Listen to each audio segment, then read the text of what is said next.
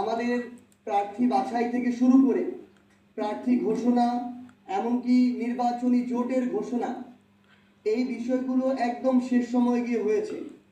যে কারণে আমাদের জায়গা থেকে স্থানীয় পর্যায়ে সংসদীয় আসনগুলোতে যতটুকু আমাদের প্রস্তুতির সময় প্রয়োজন ছিল, সুযোগ প্রয়োজন ছিল, ততটুকু আমরা আমাদের জায়গা থেকে নিতে পারিনি।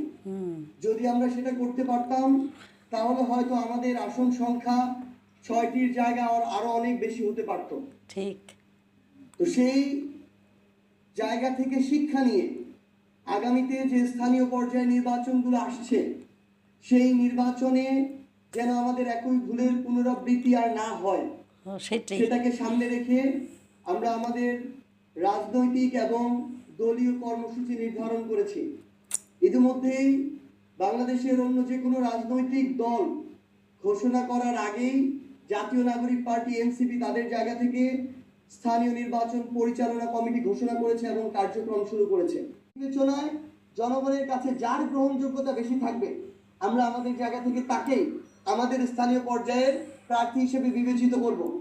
এবং বাংলাদেশের বর্তমান বিরাজমান অনেক রাজনৈতিক দল আছে, যে রাজনৈতিক দলে তাদের যোগ্য নেতাকর্মীদের স্থানীয় পর্যায়ে মূল্যায়ন করা হয় না, সেখানে নতুন করে লবিং শুরু হয়, নতুন করে টাকার খেলা শুরু হয়।